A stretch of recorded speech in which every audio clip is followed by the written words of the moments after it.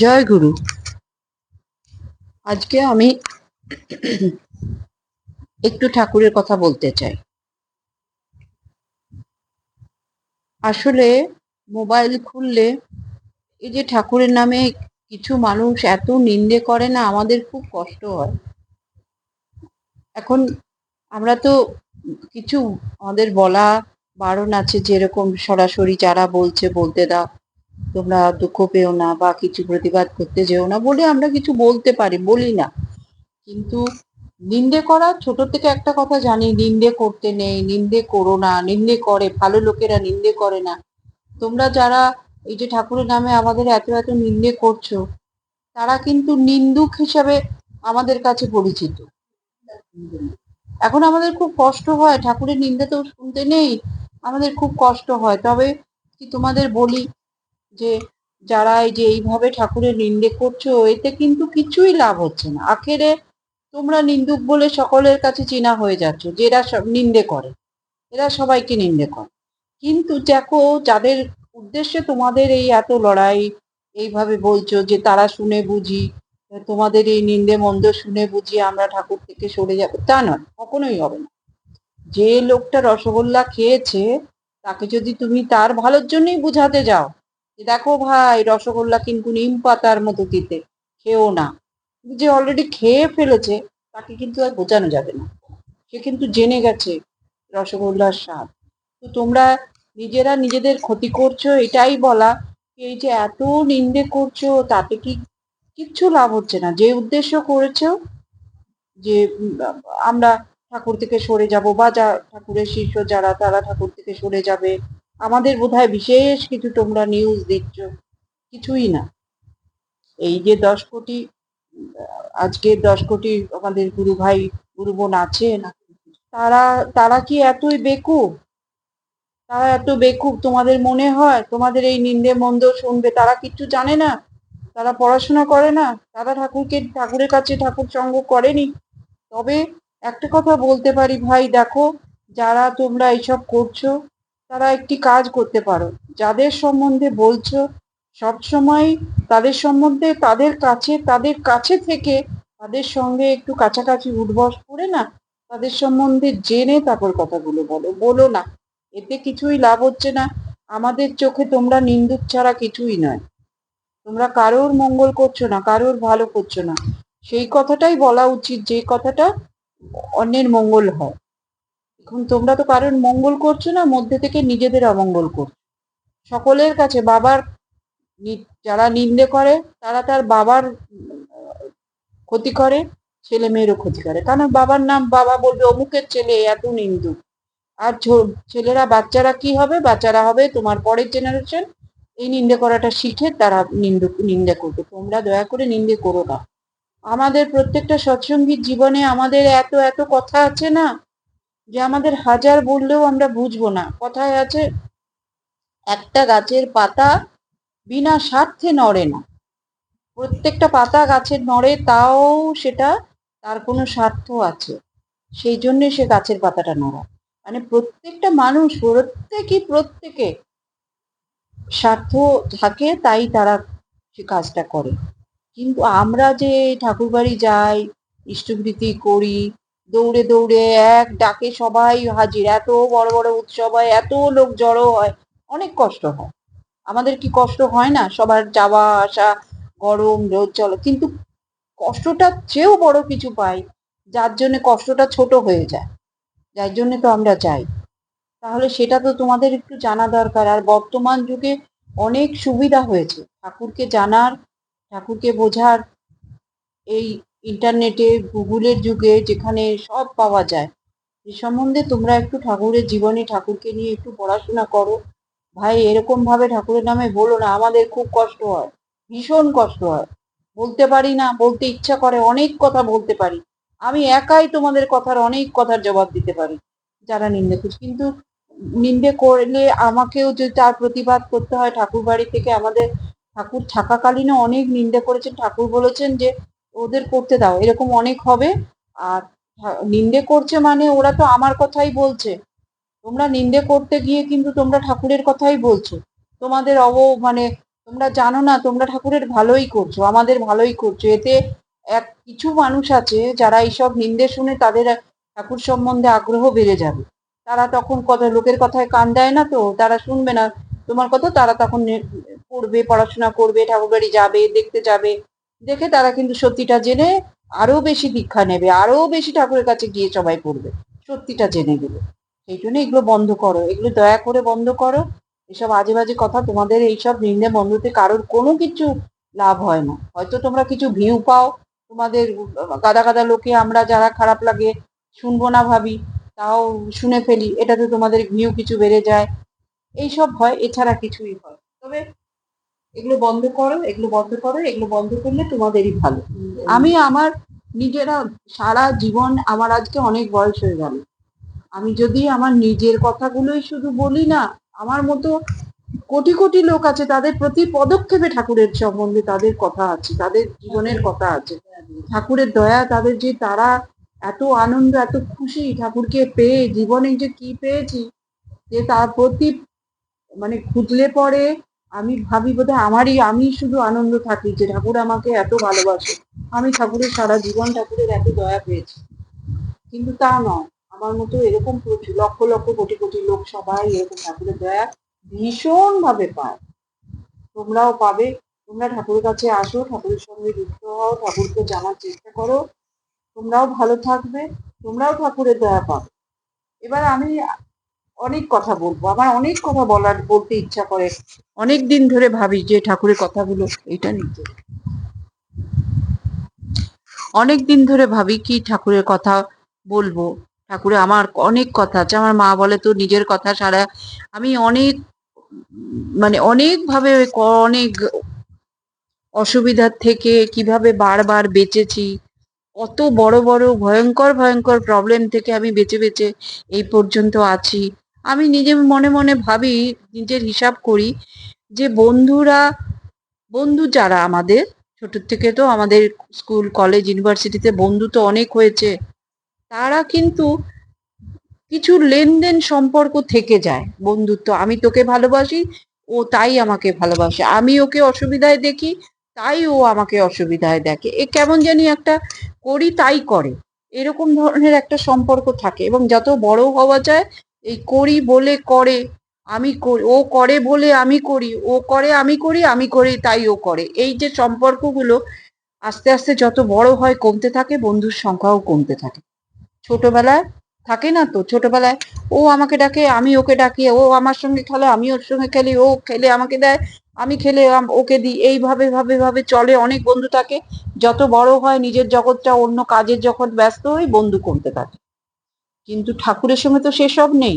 ঠাকুর আমাদের, আমি হিসাব করি যে যখন নিজের কথাগুলো ভাবি, মাঝে মাঝে চিন্তা করি, সত্যি কি করি, আমি তো কিছুই করি না ঠাকুরের জন্য।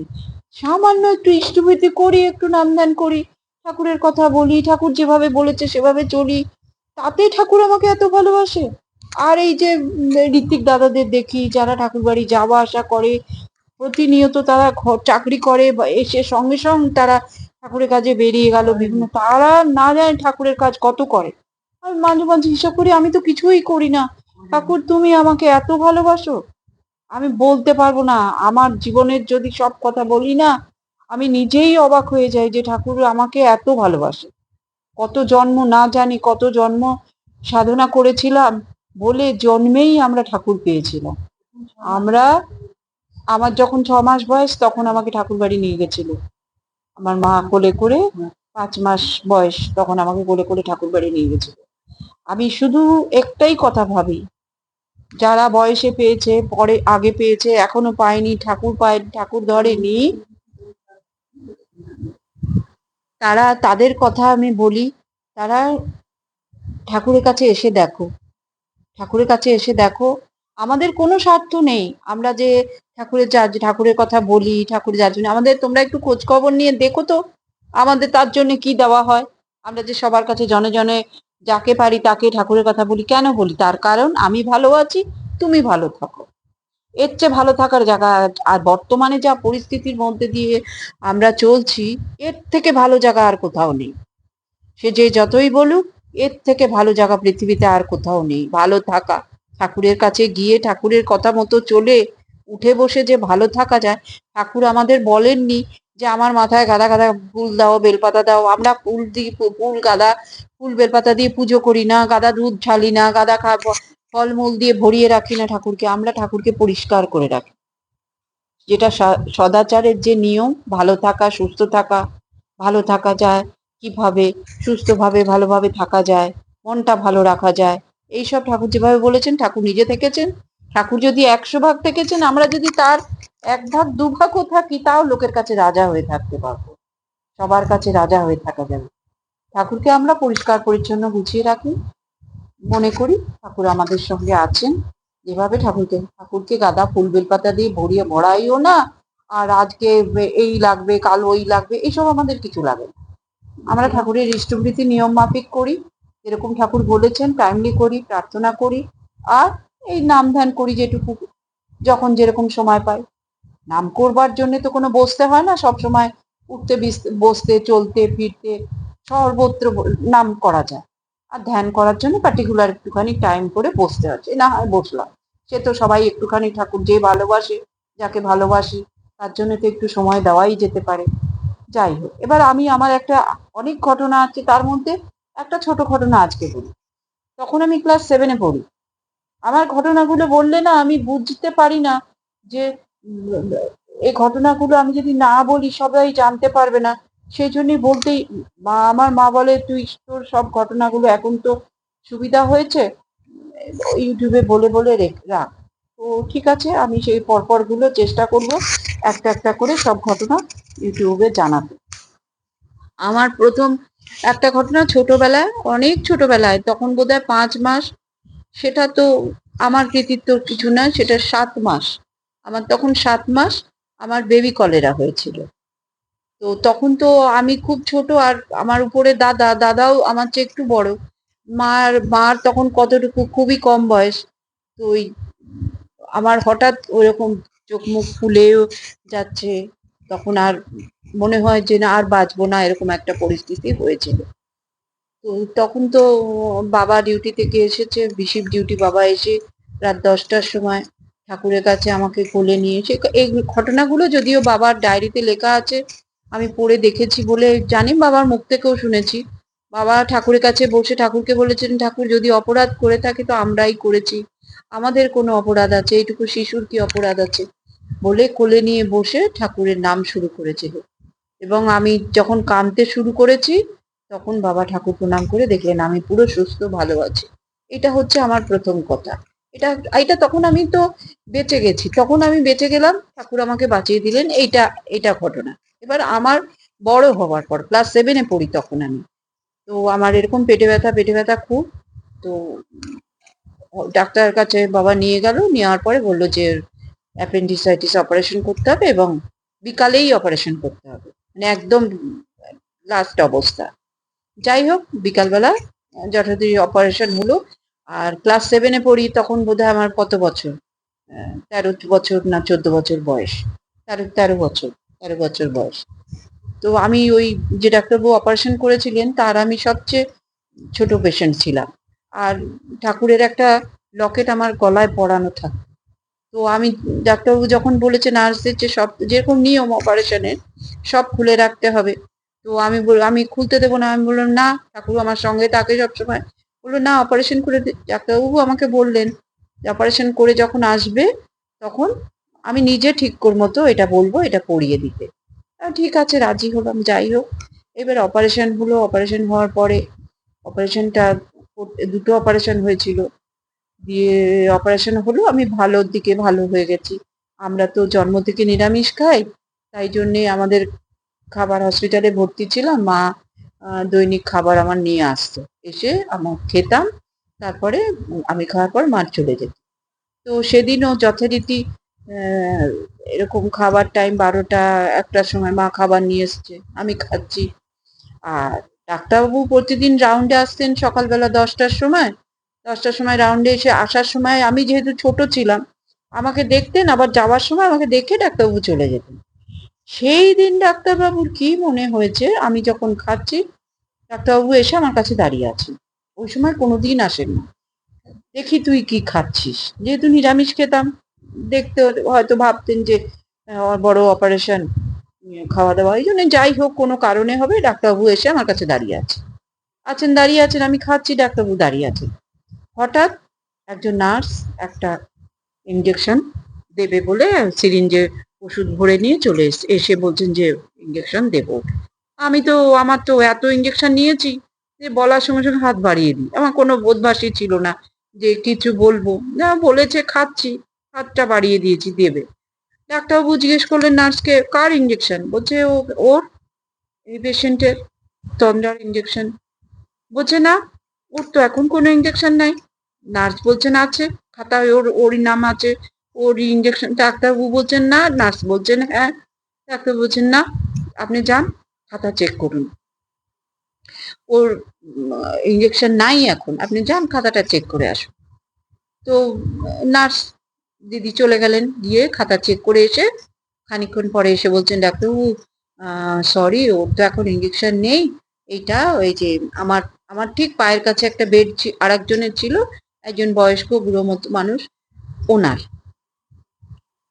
তখন ডাক্তারবাবু বললেন মাকে বললেন, এই ইঞ্জেকশনটা যদি ওকে দেওয়া হতো, আধা ঘন্টার মধ্যে ও নীল হয়ে মারা যেত। কেননা ওনার ক্যান্সার হয়েছে, আর তখন তো ক্যান্সারের ট্রিটমেন্ট ছিল না। লাস্ট স্টেজে কেউ ভর্তি হলে ওই ওষুধ দিয়ে দিয়ে কোনো রকমে ব্যথা সারানোর ওষুধ দিয়ে দিয়ে তাকে যতক্ষণ রাখা যায় আর কি, ওই ছিল। ওই ইঞ্জেকশনটা আমাকে দিলে আমি আধা ঘন্টার মধ্যে মারা যেতাম। আপনারা কেউ বলতে পারবেন যে ডাক্তারবাবু কেন ওখানে সেদিন দাঁড়িয়েছিলেন?